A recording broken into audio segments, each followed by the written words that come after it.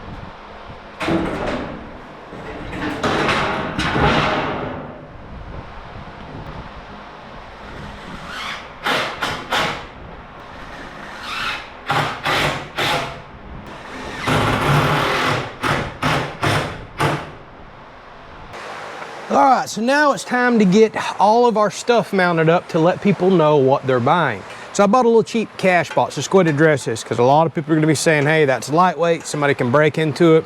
Y'all, this is strictly the honor system here. If I was in an area where I truly thought I was constantly gonna have stuff getting stolen, I wouldn't do this at all. And if we wind up experiencing that, we're just gonna have to scrap the stand. That's all there is to it. And we're just gonna have to allow people to call us, and we're gonna have to do orders that way. We used to live in a world and in an area where that absolutely was not a problem. And I like to still think that I live in a really good area to where I can trust an honor box. Going with a thicker box or something more robust, some people have said I should build my own, is not gonna matter. In today's world, with either a crowbar or a cordless cutoff wheel, cordless grinder, you can break into just about anything. There's no lock, no chain, no nothing that can stop a thief in just a few seconds. And even if I build a robust box and put it up here, really bolt it to it good, a good stiff crowbar can take it right off. Now the good news is we're going to be putting a camera that watches this, so as soon as somebody pulls up to this, my phone is instantly notified. I can see if somebody takes something, see what they're driving, if it's theft, see them. We're going to put signs out here letting people know they're being recorded, and most importantly, I can run right down here and get the cash out of the box and refill the stand. I am always from home. I'm blessed to work from home, and getting notified, I can look right down there as the person's still here doing the transaction. So I got a lockable box that you have to lift the lid to put the money in. Tiffany has one of those little crickets, a machine that she can get on her laptop and cut designs out. So I had her put pay here with some arrows and lift lid, and I got one specifically with a lid to make sure water doesn't go in it. Plus, I'm gonna mount it right here underneath to where it really shouldn't get water on it regardless.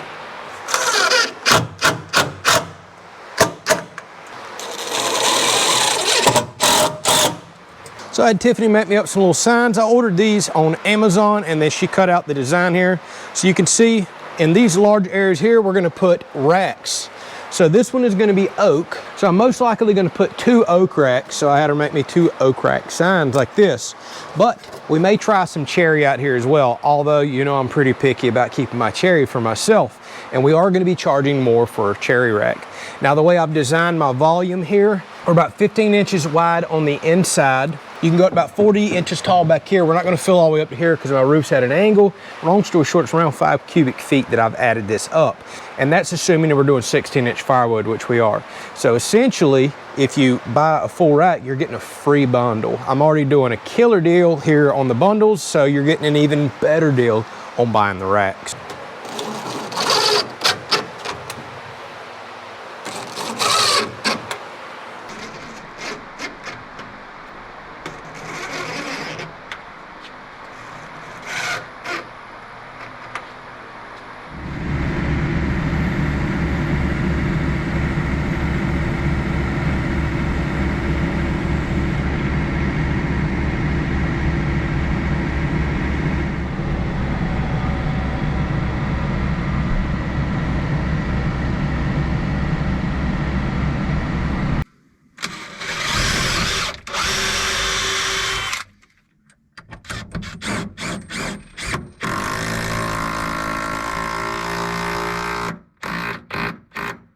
All right, here we are. Got my fan going, solar power at the shop. This is what we've been working for months and over the last year to get ready for doing all kinds of things like this. So I brought up a tote of firewood here, and we're gonna make some bundles. And after I put my original bundle video out, everybody, not one single person, did not say I made my bundles way too big, at least for the price that I'm charging. So I either need to charge more, which I don't want to, because I like the idea of people coming up with a single bill, whether it be a $5 bill or a 20, and they want to buy multiple stacks or a 10. I really don't want people to have to fool around with a bunch of ones, quarters, or anything else like that. So I think we're going to make our bundles a little smaller. They're still going to be far bigger than what you can get at the store, and we're still going to be about $3 less per bundle. So people are still getting a really, really good deal. So I've got some nice dry oak here, so dry, you can see the bark is starting to pop off of it. That's a really good sign. And anytime I can get bark off, we'll go ahead and do it, because that puts that much more wood, good quality wood in there for the customer. Yeah, see the bark is popping off all this. It's gonna be some really good quality stuff. And we'll just do a good mixture in there. Some decent sized stuff, but really not much bigger than this. Maybe the occasional bigger piece. Don't forget, we're in Florida. The people that's gonna be buying from me are just doing little outside fires. They want small pieces to handle. They want it dry. They want a good flame. They're just gonna sit around it for a couple hours in the afternoon, enjoy it, and then go inside. Very few people are down here actually heat the inside of their homes with wood.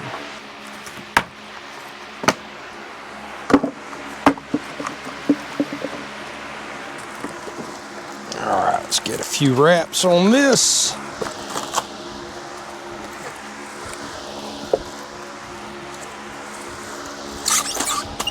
Should be good. Let's pull this out, flip it around, get another quick wrap.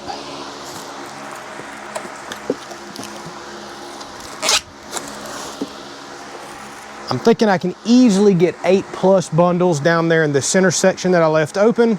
We're gonna find that out. All right, I'm thinking that's the size I'm gonna start going with. You can look, we got 1, 2, 3, 4, 5, 6, 7, 8, 9, and 10 pieces of wood. Now, some of these are just small, like little kindling pieces. And I'd say this would be about 7 to 8 standard size pieces of wood, which is actually 1 or 2 more than I'm seeing in the bundles at the store. And those are around $8 to $9. That's $5. I think that's a really good deal. If somebody wants to come buy $10 or $20 worth, they can have them a good little fire. Don't forget, we're about to go down there with the rack too and fill up the $20 rack. So it's like you're getting 5 of these. You're getting one free essentially, probably even a little more than that with the way I'm gonna fill those racks. That's gonna be everybody's best deal. But I don't have to handle that as much. I don't have to wrap. So we're gonna give a little discount for it. Oh, it's so nice doing it down here with a fan going. I can put my earbuds in, listen to some music. This is gonna be great. And no more firewood than I'm honestly planning on selling y'all.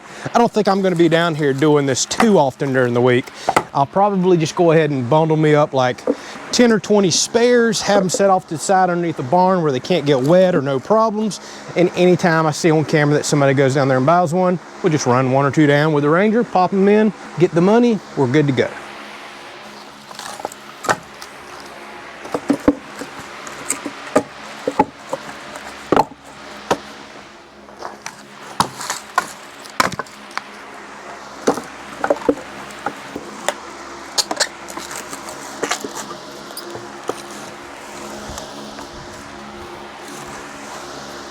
All right, here we go, loading up our brand new firewood stand with the first ever firewood.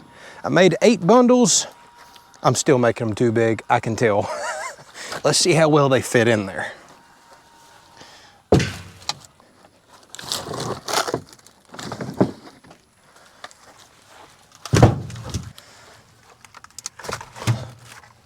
All right, 8 bundles, no problem. If I were to move them around a little, I think I can get 9, maybe even 10 in there. All right, I repositioned them a little. I can definitely get 9 in there. All right, so whenever it comes time to fill up my racks, I'm just gonna bring a tote down like this. It's the easiest thing to do. No sense in double handling the wood, putting it in the Ranger, driving that down, unloading again. We'll just load straight out of the tote. The other thing I think I'm gonna try with the larger racks, I think I'm gonna use some larger pieces of wood.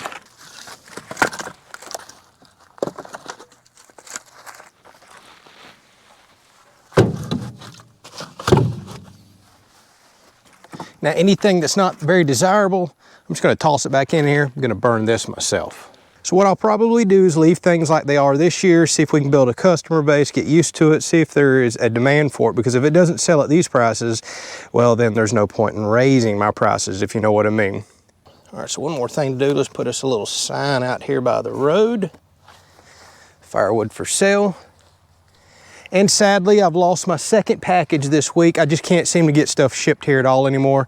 I've ordered a firewood banner that's gonna go on the side, and I have some more firewood signs, but they're delayed in the mail somewhere. So we're definitely gonna need to get some more signs out here and catch more people's attention. People are probably gonna ask, why did I not put this on this side of the fence? 2 reasons why.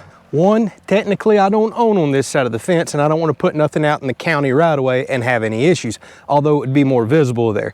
2, I have a camera right here, which I'm about to move right over here so we can watch our packages, which this one already does, and I'm gonna set it up to trigger and watch anytime somebody comes up here and gets firewood. Now, while this is on the honor system and I live in what I think is a really good area, should there be any theft or any issues. Again, I've already talked about I want this camera here. So I'm about to go move that. All I got to do is just pick the pole up I got, drive it in the ground, set the camera up to watch right here, and anytime anybody comes in, pulls in here, I get immediately notified on my phone. So I can run down here and restock this, grab cash, or in the event if we have any theft, and I pray that we don't, we've got the person on camera, the vehicle, and we're probably going to set up a second camera down here as well. All right, y'all, hopefully you've enjoyed it. I am curious to see how this is going to work out. It's supposed to be warm and hot here the next couple of weeks, and they're calling for potential hurricane next week. I'm not expecting to do any firewood sales. Should we have any issues with theft or sales are good or bad, we'll keep you along for the ride. Hopefully you enjoyed the build. We'll catch you on the next one.